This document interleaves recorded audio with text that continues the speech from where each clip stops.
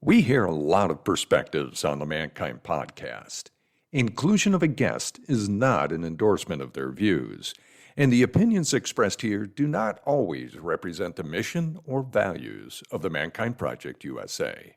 This is episode 93 of the Mankind podcast, and you're listening to my interview with Jim Donovan.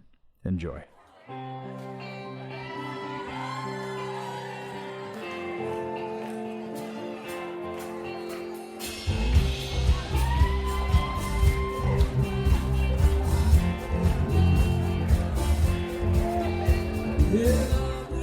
G'day and welcome to the Mankind Podcast, the show where we break the molds of modern manhood to prove there is more than one way to be a man.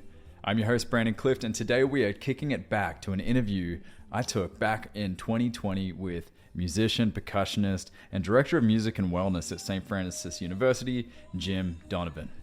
Now, you may know Jim from his work with the Sun King Warriors. You also may know that his music has been all throughout this podcast. He was very gracious and kind to let us use his music since the conception of this show. But you also may know him from a little-known band from the 90s called Rusted Root. Of course, the song playing as we speak may be a fond one for you. You may have heard it from Matilda, Ice Age. It may be on your Spotify playlist as we speak. It's my wife's favorite song. She calls it the Little Hand song. And something we blast a lot in our household. But I wanted to speak to Jim and bring him onto the show back then for our previous show, Mask Off Monday, to talk about his journey through life, through music, through near-death experiences, and, as a father. It's you'd think we'd spend most of our time talking music, but really we cover a broad spectrum of topics, including his Karate Kid moment when touring with Carlos Santana, what it meant for him to leave a very successful career in music to focus on being a father and focus on his kids. And then we're going to talk about his near-death experience where he nearly lost his life and what that taught him about what it means to be a present father, to be a committed musician, teacher, healer. I think you're going to love this one with Jim Donovan as we kick it back to 2020. Please don't judge my early interview skills. I like to think they're getting a little bit better as time progresses, but I'll let you be the judge. Enough from me. Enjoy this interview with Jim Donovan. Enjoy.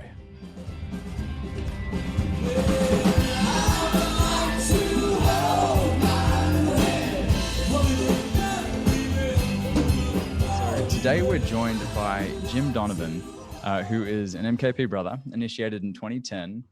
He's a musician, podcast host, proud father of 3 kids, proud husband. But I'll let him introduce himself, and we're going to get into some pretty cool stuff. Take it away, Jim. Thanks so much, Brandon. Yeah, my name is Jim Donovan. I'm a musician, an educator, a father, proud MKP vet. And my mission is to help people learn how to take better care of themselves. And my specialty is to do that through music. And that's what I've been doing for quite a long time. Through the 90s, I was with a band called Rusted Root. We had a song called Send Me On My Way that you might have heard. It was on the Ice Age soundtrack. We toured all of Matilda, yep, the pancake scene actually. Yeah. And had a lot of fun doing that. I made a 180 around the year 2000 when my first daughter was born, and realized that pretty quickly I'd need to get off the road. And then a few years later I did, and became a professor at a university where I continue to teach. I'm a director of music and wellness at a place called St. Francis University. And these days I am out doing a lot of music and wellness trainings for people who are recovering from addiction. I do a lot of work with people who have disabilities, and my specialty is training people on how to do music and wellness methods, even if they're not musicians, in a way that can help people address things like anxiety and depression, lack of social connection, that kind of stuff. So that's some of the big stuff that I do in the world right now. And I'm really happy to be here. I appreciate you guys reaching out to me. Yeah, absolutely, mate. The pleasure is all ours, and all mine, I should say. It's so funny when I put the 2 links together and they mentioned Boyson, who's our head of communications and MKP, Sure. said, I want you to chat to Jim Donovan. He's an MKP brother, and the conversation actually came about because we're about to launch this as an official podcast, and we're coming up with music. And I said, I'm looking for something that has a really solid kind of like homely beat that gets people excited to do the deep stuff, the scary stuff, kind of like a drum circle. And I explained this to him, and he goes, I think I know the song you're looking for. And he played me one of Jim's songs with his with your group, the Sun King Warriors, right? Yep. Yeah. And so Jim's kind enough to allow us to use that song, which we're excited to chuck in there. And then he said, oh yeah, and he was in a band called Rusted Root, and I was like, what? Excuse me? Wait a second. And it's actually funny when I met my girlfriend. We're talking, what's your favorite song? She goes, oh, that one, do do do do do do do. And I was like, oh wow, you have a fan in the house. That's hilarious. Literally 2 fans in the house. So yeah, but nice. Anyway, I mean, that's obviously very impressive and very exciting. But I think where your life has led after that is what really impresses me more than anything, of the path you've chosen to take this gift, and not just a gift, something I'm sure you've worked very hard for, and be able to translate that into ways to give your gift. And Thank you. Before we get into that though, let's kind of start at one of those interesting crescendos in life. Tell us about the night you shared the stage with a somewhat known guitarist named Carlos Santana. I'd be happy to. Yeah, we got to do actually 2 summer tours with Carlos, one in 97 and then the summer of 2002. So it was like summer camp with Carlos for a couple of years. And it was a dream, many dreams come true to get to play with him.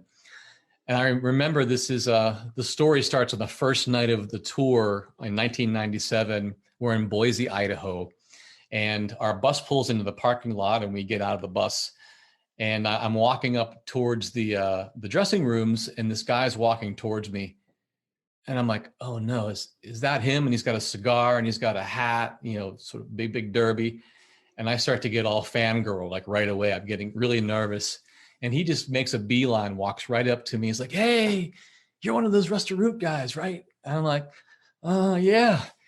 He said, oh, welcome to the tour. We're so happy to have you here. And then he thought for a second, and he said, we have this song. We have this tradition that every year when a band comes to play with us, we want them to come out and play a song with us. Do you think you and the band would like to do this? And I said, oh yeah, definitely. Really, really excited about this. And he thought for a moment, and they said, do you guys know Bob Marley's Exodus? And I went, absolutely. Doesn't everybody knows Exodus? And so we bid each other farewell. I go back into the bus and proceed to tell the whole band, hey, tonight is the night we're going to be playing Exodus with Bob Marley. And everyone's face turned pale because none of them knew Exodus. We'd heard it, but they didn't know how to play it. But because I was the drummer, I wasn't worried about it because I was just going to go up with a shaker and just play a shaker the whole time. So they had to sweat and figure it out. It was fun to see them squirm a little bit. Yeah. And they figured it out. It wasn't too hard to figure out. Fast forward to, we're at the side of the stage waiting for Carlos to wave us out. And they end a song. I mean, people are going furious. There's 30,000 people in the place. And we, he says, we're going to bring out the opening band, Rusted Root, come on stage. And I'm walking out with my shaker, all proud. And the drummer, his name's Horacio, he looks at me, he's like, Jim, no. Come up here. You're going to play drums. I'm going to go take a break. And then he just walks off the stage. So I sit back behind his kit, and it's a monstrosity. And there are drums the whole way around. There are cymbals all over the place. There's like 4 bass drums, and there's cowbells, and it's just way, way too much stuff. Mate, he must have been so disappointed when he found all that urine on his stool. More than that. And so I know the beat to Exodus. It's not that hard. Boom, ba, boom. I mean, it couldn't be any simpler. And so the whole time I got my eyes shut, right? Because I'm like jumping out of my skin with anxiety. And soon I open my eyes, a couple moments into the song, and I start to look around, and people are dancing, and I see all these guys on the stage who are my heroes. And I go, you gotta be kidding me. This is amazing. And then I see Carlos Santana, And he looks at me and he smiles. And I'm like, I'm bonding with Carlos Santana. I can't believe this. I'm going to tell my mom. And I start having fantasies about quitting Rusted Root and joining Santana. Like right on the spot, I was already leaving and all these crazy fantasies, right? So I'm playing. And what I don't know is that Carlos has this habit in the middle of songs with bands who are playing with him for the first time. And what he likes to do is he likes to find somebody on the stage, right? And so he does this. He brings the band down and looks at me and he goes, "You." Now I know what this means. This means my turn to take a solo. But at the time, I was looking at him when he's pointing at me. I'm like, can I like shake him off? Like, and what you can't shake off Carlos's hand. Like when he's pointing, you have to go. And so I did. I started playing some of these drums over here. And I started playing some of these drums over here. And then I was crossing over and doing all these fancy things. And then I start thinking, man, this is a Santana crowd. They're used to the very best musicians on the freaking planet. And here I am. I have to do something impressive, right? Because I don't feel good enough. And so I start doing these rolls, right? They look really impressive, more impressive than my AirPods here, right? So I'm rolling like this. They're not that hard, but they're really impressive. I learned them in college. And so I'm just rolling and I'm rolling and I'm rolling. But then something terrible happens. And the thing that happens is in the middle of all my rolling, I lose track of beat one. I no longer know where I am in the music. So this is important because soon I need to come out of the solo and get back into the song. But I can't find my place. And I look over at the timbale player. His name's Carl Parazzo. And he's looking at me. He's like, something's wrong with this young drummer. And then he realizes, oh, you lost beat one. And he goes, I will help you. One. And I see him, right? I'm still, he's pointing to one. But the more he points, the further away I get from beat one. Oh my gosh. There's a guy beside him, Raul Rico. He's the conga player. He's not as nice as Carl. And he looks from behind Carl and goes, one! Like he's yelling at me, right? Wonderful, beautiful guy. So these guys are wanting me, and the more they want me, the further it goes. Now I'm starting to have a panic attack on stage. Help me, Neil Soon, Peart. Oh, help somebody help me. No one's helping me except Carlos Santana. Carlos walks out. He has a cigar again, and he looks up and he realizes, oh, the young drummer, he's having some nerves. And he looks at me, he mouths, I will help you. And he's got his guitar, and I'm looking at him, and I'm shaking, and he goes, what? Oh, And no. I see him do this, and it gets worse. I'm like, oh my God, I can't find it. And he's giving it to me, but I'm not making the connection. And so I do the only thing I can think, which is to shut my eyes, because maybe this is all a bad dream and it'll be over soon. And what I miss is that Carlos gives the cue to end the song. He does the rock and roll, bring the guitar down to the floor, right? And everybody stops on a dime, except for me. Oh no. I go about 4 or 5 beats over and I open my eyes and everybody on the stage is just staring at me. And Carlos is looking at me and he went, and just shakes his head. And I slink off the stage as fast as I can. It wasn't long till I was in my bunk, feeling bad about myself. I had just had my ass handed to me by myself. And I realized something, that I wouldn't have to ever do that solo ever again, because it was so awful. There's no way he's going to invite me back up on the stage. But then the next night in Denver, Colorado, I see him in the hallway, and he beelines right to me again. And he says, so we're going to try that again tonight, right? And I hear the words come out of my mouth. Yes, sir. And immediately when I said, I'm like, why did you say yes? Why? No, don't, you shouldn't have done that. Red pill. Yeah. Night number 2, Denver, Colorado. I am sitting on stage again. We're starting Exodus again. And all I can think, whatever you do, do not mess up that solo tonight. Whatever you do, don't mess it up. That's the only thing I'm thinking is don't screw this up. And sure enough, middle of the song, Carlos brings the band down. He looks at me and he goes, you. And I have to do it again. And so I'm doing the solo again. And then all I'm thinking is, whatever you do, don't do those stupid roll things that you did last night. That's what got you into trouble. And as soon as I thought of them, guess what I started to do? Yeah, rolling. These roll things. And I lose beat 1 again. Oh, Carl looks at me again and he goes, ha, you did it again. He's trying to show me, but I'm not going to get it. And fast forward to the end of the song, I close my eyes again and I train wreck again 2 nights in a row. This continues, and this is not an exaggeration, for the next 2 weeks. Carlos brings me back every night and he points at me, you. And I have to take the solo every night. Now, I don't mess it up so bad the next nights, but the entire time, all I'm thinking about is how can I impress, right? How can I be better than?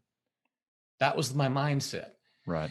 And it wasn't until the last night of the tour, we're in San Francisco, I had tried every which way to do what I was trying to do, and none of it was working, that I had kind of an epiphany, which was, it wasn't about my playing, it was about what I was thinking as I was playing. And so I shifted, very simply put, out of impressing anybody and just into playing. Just into like breathing and relaxing and playing. And that night I hit it. It's the best solo of my life. Like I'm totally nailing every last bit of it. And we get to the end of the song. Boom, boom, boom, boom, boom, boom, boom, boom, boom, boom, boom, boom, boom. Perfect. And I look down to see if Carlos is going to approve of this one. And he looks at me and he goes, oh no. I'm like, you gotta be effing kidding me. And then he starts laughing because he's just messing with me. He's like, you did it. You got it. You got it. Anyway, so that was the story of my mindset shift with Carlos Santana let me figure out on his stage. Well, there's so much to unpack in that alone. I know we've got a little bit to cover, but, I think if anything, like the biggest lesson, I mean, if I were in your shoes back then, me being the all-knowing, all-seeing 28-year-old that I am, is you should have smoked his special cigar that he was smoking on stage. That might have helped you keep rhythm and relax a little. Something. So, well, and that's kind of the that's the Karate Kid moment, right? That crane kick, that final drum solo was your crane kick to just let go. Know that you are a fantastic drummer. This isn't a drumming competition. This isn't a musician competition. It's just turn up and be the best Jim that you can be, right? Yeah, I never thought of it as a Karate Kid moment, but I mean, it was. And I was just, and this is decades later now. I think about it and I think about like how he was allowing me to figure that out in front of like 30,000 people a night. He sort of sacrificed part of his show to let me have an experience until I got it. Like who has that kind of patience and that kind of sort of foresight to allow that to happen? Like I'll never forget that part. But you're right. I really had to encounter, myself in this and go, what do you got to do, man? Like this. You get all these chances. Like no one gets any of these chances. You're getting night after night of chance. What do you got to do? And it was, less about doing anything and more about just staying present and being in that space that I know well, but wasn't allowing myself to access. I hear that. Yeah, I'm sure all of us listening can think of moments like that where we just let go and just had to trust whatever was going to happen in that moment. And we had those fantastic outcomes, or we had nights like your first couple nights that have yielded such awesome lessons from them. Quick beeline, just quickly. Favorite drummer, go. John Bonham, Led Zeppelin. Oh, yes, I like it. I remember I was listening to an interview with was it Don Henley, and he was working with Led Zeppelin's producer when they first, like, I think when they were trying to do I can't remember the album, and he was moving the microphones closer to his bass drum and to his kits, and the producer goes, "What are you doing?" And he goes, "Oh no, I want to make the same sound Bonham does." And the guy goes in and moves the mics back and goes, "Then hit it harder." A whole lot harder. Yeah, a whole lot harder. A whole lot harder. Yeah. Very cool. Yeah. It's Ringo for me, I have to say. Oh, Ringo's amazing. Unanimous Ringo for me. Awesome. So, mate, tell us about, I'm curious to hear about your work now these days and where you're putting a lot of your energy and focus into. First, it's got to be said, through a lot of my pre-interview calls that I do with the guests we have on the show, I want to ask them, unabashedly, like what is something you're proud of? What are some accomplishments that you want us to spotlight or highlight in the show? And the first thing you said was my wife and 3 kids. And that was really refreshing and to hear. Then going, oh well, these awards and those awards, and of course we got there. But you started off with just how proud you were as a father and as a husband. So, mate, tell me about combining, like, what it's like to juggle these gifts that you want to give to other people, and then how you balance that with the home life as well. Yeah, well, I wasn't naturally like that. Not naturally like a homebody. I've always wanted to be out and doing things and having my hands on something and making some music or being, with people, performing, teaching, whatever it is. I thrive on that.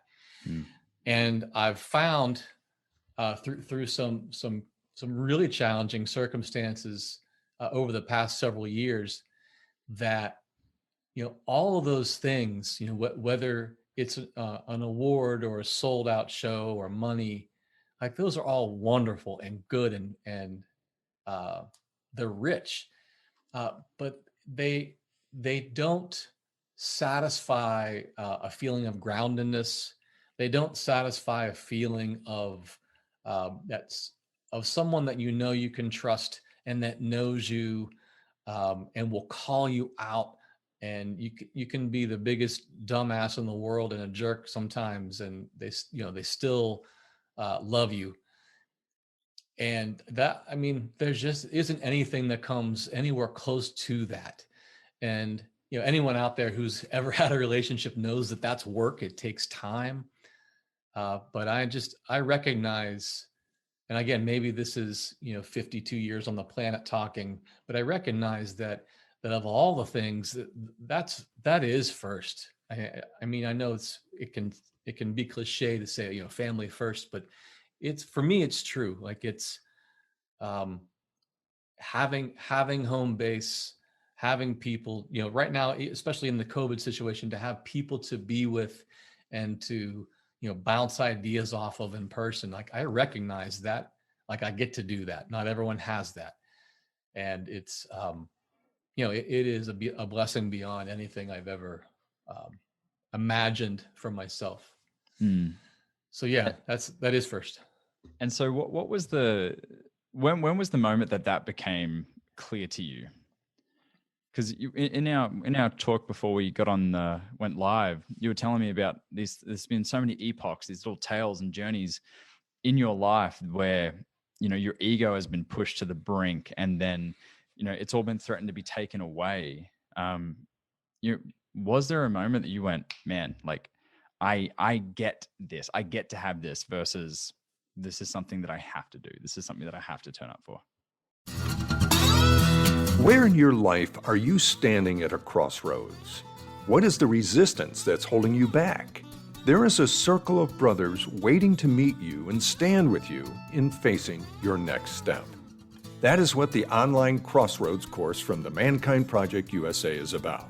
facing your resistance, and stepping into your brilliance. See the show notes for details.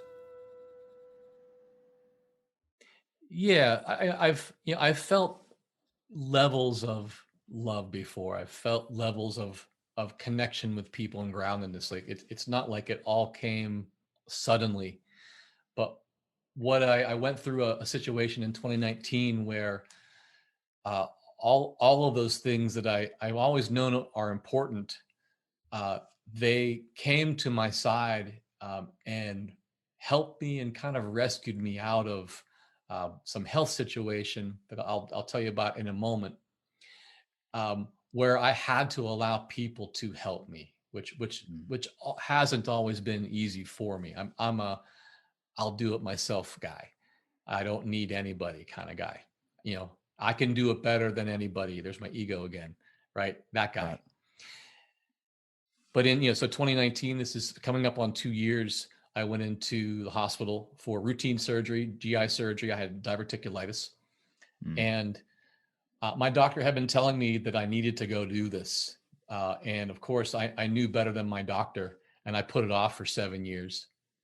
And when I got into the surgery, there were complications. I ended up having to have a total of 5 surgeries. Two of them took me to near death, where I actually was aware that any moment I was going to be finished. Like I could feel the end of my life happening right with me, to the point where I had this, I don't know what it was, a feeling, a message that was saying, listen, if you want to be done, you can do that. It's okay. You can just let go and you can be done. Or if you feel like there's still more to do, then stay. You're going to have to fight a little more though. And obviously I chose stay. But it was interesting because in that sort of depth, I had just, what had just happened before that moment was that I was drowning in my own bodily fluids. I had I contracted sepsis, and all of my stomach liquid couldn't go down into my gut anymore. Everything shut off and was coming back the other way. And so I had 9 incisions in my gut, and I was going to be sick. And I asked the nurse, I'm like, what's the best practice for getting sick? And she's like, there's no best practice. You just have to do it. And so I have that experience, and that's that's when I start to feel like I'm losing everything, losing life, all my life force. And 2 nurses come in, and they kind of like sit me up, and they're like, sir, we're going to put this tube up your nose so we can pump your stomach. It's going to hurt. You just need to relax. And so it was, Sure. yeah, Sure. Go ahead. I'll just hum a tune. I'm in the worst pain ever. And I'm in this crazy pain, but she said the word relax, and that's something I teach people to do. And I said, okay, I can do that. I just let my body go limp for a second, and they they put the tube in, and I see white, like everything just goes white. And then I come back, and the tube is in, and and that's when I have this experience of like, hey, you can stay or go. But it was kind of a reckoning. There were, just through that experience, there were several of those times where things were, all right, everything's going okay now, and then the doctor comes in, no, we need to take you in for another surgery. Think you're losing blood or some bad thing. Fast forward out of there, I have to be home from January to May to recover. And it's during these times where I've lost 40 pounds of muscle. I'm pretty fragile. I have to learn to walk again. And my kids, my wife, and my little dog, they nurse me back to health every day, every hour. I can't do anything. And for me, that's not typical. Usually I'm the one helping everybody else, and I just have to allow it. And I don't know if the pain was harder or the just allowing people to help me was harder.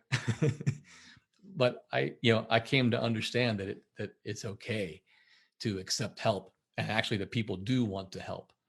And the outpouring that I got from family, friends, people that know me, it was just, I cried every day, just from the heart opening that was, and still is.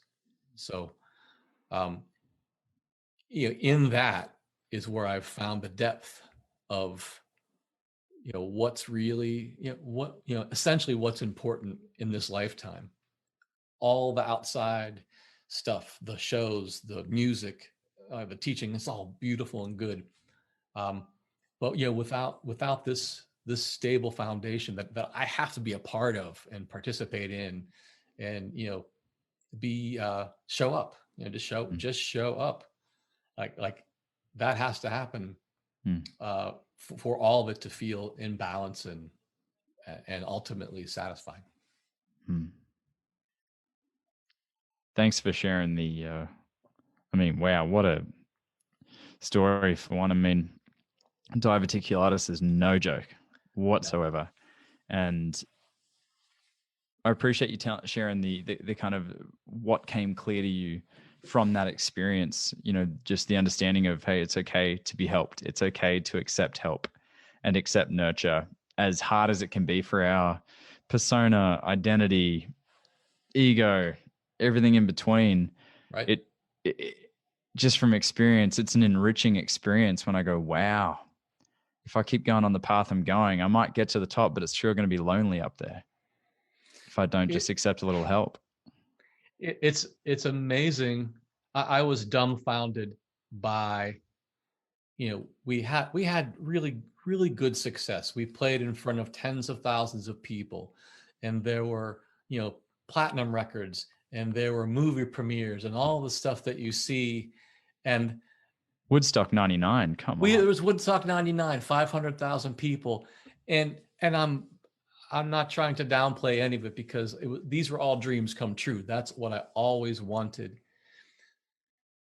And doing those things, after I did them 150 times, 200 times, 300 times, it was a lot of just the same thing over and over again, where the applause, I appreciated it, but it wasn't like this earth-shaking experience anymore. It was just like, well, that's just what happens now. People go crazy, and I sign shirts, and I recognize I'm privileged to do this, but there was also a hollowness where people would project how they're feeling about music and blame me for it, right?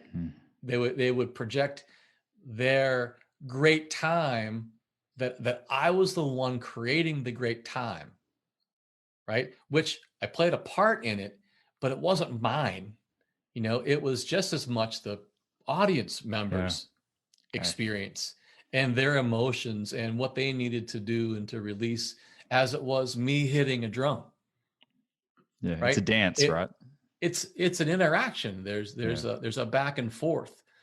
And that was something that really became clear about what's important about music, is that back and forth, that it's not about me giving you something. It's about us making something together. We each have something, because if you're not here dancing, I'm not really interested in playing. I don't want to drive out to Rochester, New York, and play in an empty place. Like we need this interaction for it to happen. And I think that's indicative of so many different environments as well. As business people Right. at church, there's could be this element of, giving is nice, but it's also nice to see that once we've given, that people have this, it's that kind of exchange in a way, even if there isn't any money exchanged.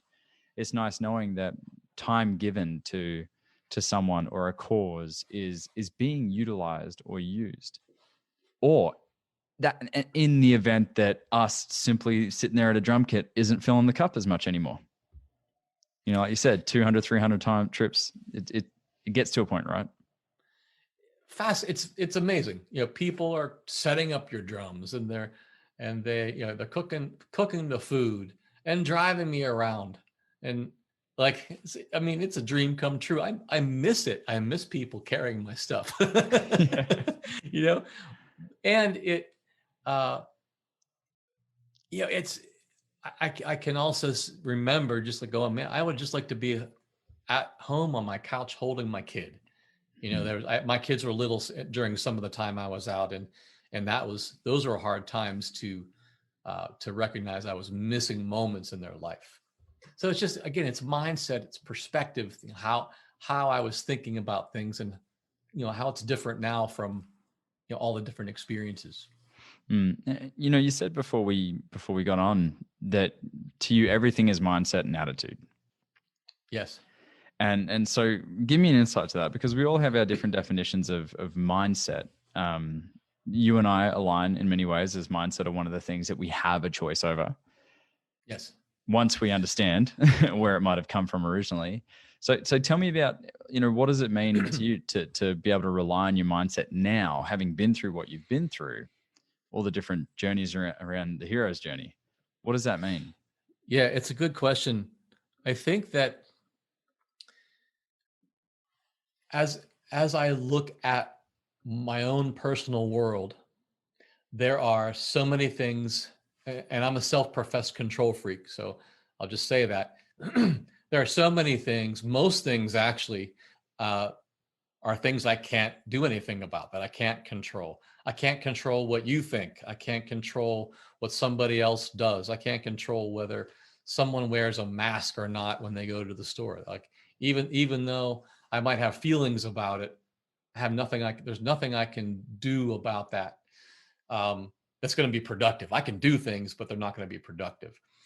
So what I do know is that how I think about myself, how I think about others, how I think about my place in the world and what I do in the world, what I know I'm here to do, can create my whole situation around me. Because if I'm thinking things over and over and over again, I've seen them happen. They come true. I thought about being a musician on a stage every day from age 13 until 20. Until age 21, I was on that stage. I watched it happen.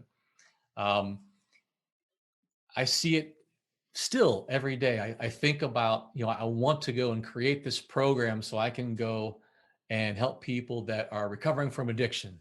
I have, like really close people to me that have gone through that. And I think this music thing, playing drums with people could actually help.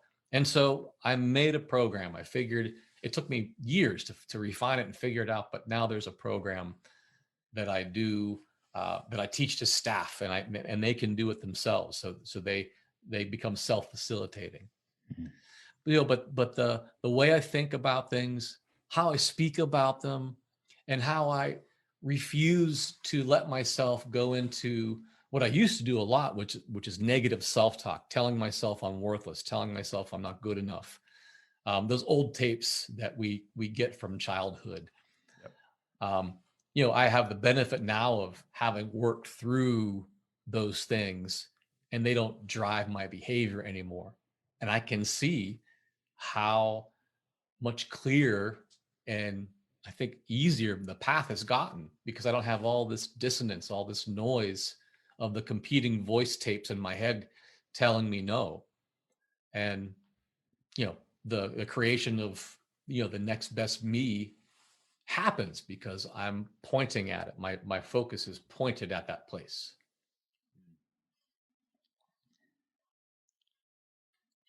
Yeah, there's so much to be said for self-ownership and being able to take responsibility in those moments.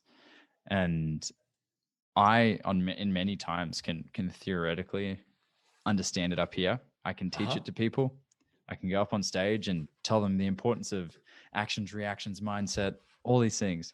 But when it comes to me doing that, there's no perfect 10-day streak ever in my history. Let's just say. And I don't think that's the case for many people. And so you mentioned at the beginning that you had a cool technique and tool to help with things like this, to help with those moments where we might be in a bit of a tug of war battle between the head, the heart, and the gut and everything in between. So you mentioned that you'd be happy to share that with our listeners, and for those watching, for those that are going to be listening, I'm interested to see what it's about. Absolutely. So I did this TED Talk back in 2018. It's called How to Trick Your Brain into Falling Asleep. It was a TEDx talk. It's on YouTube. You can look it up. And what it does is it helps your brain connect with a rhythm. There's a term that's called rhythmic entrainment. And what we're going to do is just help the brain focus in one spot. If you're one of those people who finds themselves at night with the mind racing, where you're thinking about all the things, you may be worrying about stuff from today, worrying about stuff tomorrow, or just maybe going through your to-do list, but you have all this noise in your head at night. This technique is something a lot of people have told me, and myself included, can help you to bring your focus into one spot and feel clarity. For some people, they need a couple tries at the technique. A lot of people, they'll get it right away.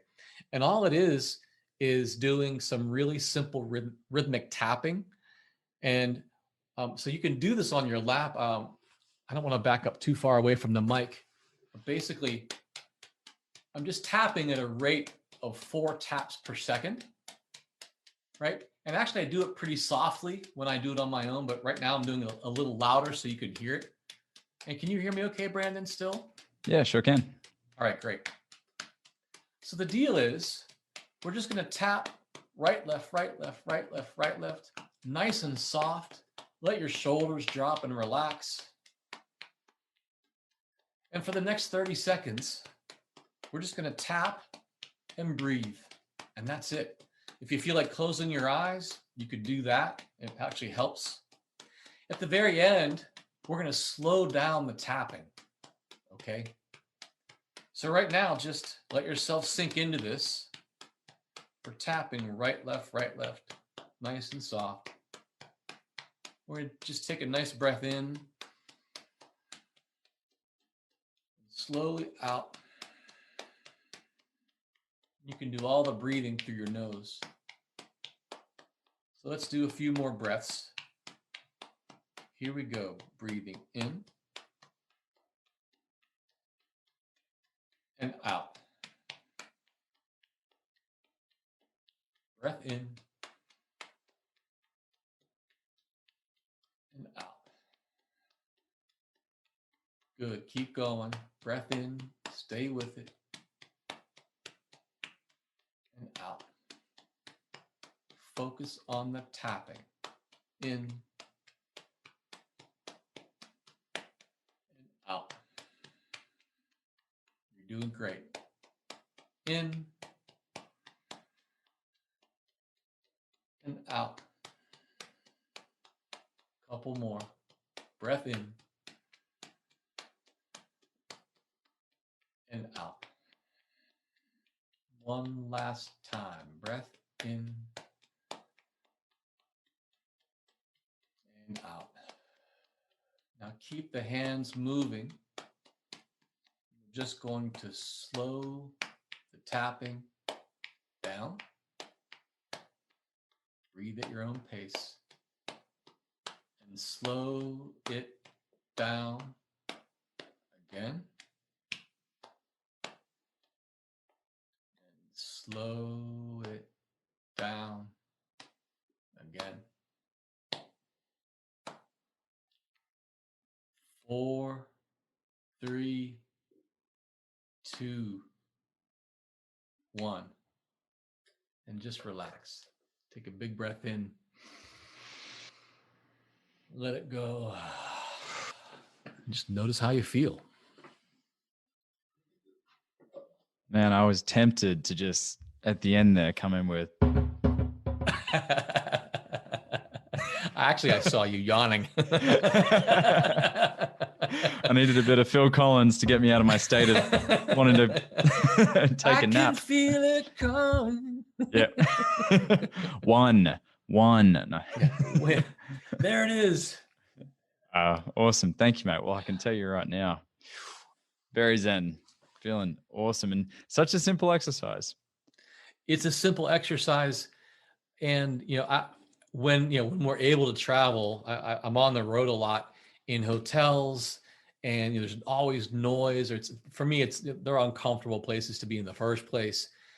But I use it every single night just to get myself centered, to get my brain to slow the heck down so that I can actually get sleep. One of the things I recognize is that when we are in that mind racing state, if we looked at a reading of your brain waves on an EEG, we would see that, like, when we're in that kind of stress, the brain waves are really fast, like they're moving quickly, and it's they're in the opposite place they need to be for falling asleep. So what this does is it helps to get your brainwave and lock it in on a pattern, much like it would anytime you listen to music and you're kind of moving your body to the beat. When you entrain the body like this, it affects your heart rate, affects your brain waves and your nervous system. So we're essentially getting the brain to line up with the pattern and then gradually just helping it to slow down by slowing down the pattern. Simple concept, but it has a profound effect. Yeah, thank you for not telling us about neocortexes and amygdalas and all that stuff, and just keeping it to layman's terms where I can understand it. And it makes sense. I mean, literally, there's nothing to do with the content matter, but for the past 5 minutes, I've been yawning. Yeah, well, this is it. This is it. I take it as the highest compliment, right? Yeah. And when we have the ability, we have the ability to affect our state. We have the ability to adjust how we are in any given moment if we know how. And that's what I teach people. I teach people to do it with rhythm, with sound vibration, with music listening. It's all like this. It's simple, and yet it gives you charge over more of you. And this stuff, it's all your birthright. Like, you're born with all these ways to adjust how you feel. But in our culture, we're taught to consume something anytime something is not quite the way we want it to be. And, those things usually have side effects, whereas the things that I show you are all just natural and within you. Perfect. Well, for those that are hoping to check out some of your work and some of these exercises, these programs you put together, we've just posted a link. It'll be in the show notes as well, of a free ebook that talks about kind of playing with his brain waves and the tapping exercises as well. So from this Zen place, this place of calm. Yeah, mate, tell us what you got going on these days. I know you've mentioned a little bit about your work, using music for helping people through addictions and stuff. But, really, Sure. Where can we get involved? Where can we follow your work, and how can we keep up with the amazing stuff you're doing? Yeah, two really good places. One is if you go to jimdonovanmusic.com, that's where the ebook is. And it actually has an extended version of that exercise we just did, how to trick your brain into falling asleep. And then in the ebook is some of the research and some other sleep tips. It's free. There's no catch. You can just put your email in and we'll send it to you. If you go to my Facebook page, it's called Jim Donovan Sound Health. I post all kinds of exercises, and I write music and wellness articles, a few of them a week. I show you the research. I kind of break it down in layman's terms so anybody can understand it. It's a very good resource. And then I also have a podcast. It's called the Sound Health Podcast, and I'm on all the major formats. You can just look up Jim Donovan Sound Health, and those are the best ways. This has been another episode of the Mankind Podcast, produced in association with the Mankind Project USA. We have been your hosts, Paul Newell, Boyson Hodgson, and myself, Brandon Clift, and we want to thank our guests for joining us today and imparting their wisdom from their experiences in this amazing journey called life. If you want to find out more about today's guests and support them in their mission, you can find links to them in the show notes. Now, if you have found gold and insights that you believe could benefit your loved ones and those you care about, be sure to share it with them. And of course, we are always grateful for a rating and review of the show on iTunes. Now we've got to give special thanks to our back-end team, producer, editor, and audio ninja for the show, Michael J. Russer, and Don Huff, who takes care of our graphics and promotions and pretty much makes us look pretty. So of course, thank you, Don. Now, above all else, we've got to thank you, the listener, because through your attention and your support, you have made it possible for us to let men all over the world know that they are not alone and that there is more than one way to be a man. And if something in this episode has touched you, then perhaps it is the call to action to get involved in men's work. With live trainings happening constantly and in-person trainings happening all over the world, the Mankind Project definitely has something for you. Now, if you've enjoyed the music in this episode and all of our episodes, be sure to check out Jim Donovan and the Sun King Warriors. I have links to them in the show notes. And lastly, just know, what it means to me to be a man is completely different than what it means for you. What it means for Paul, what it means for Boyson, that is the beauty of this journey. So if you are looking for guidance, support, and community as you begin to unpack and dive deeper into your men's work journey, then you know where to find us. Same place, same time, next week. Lots of love.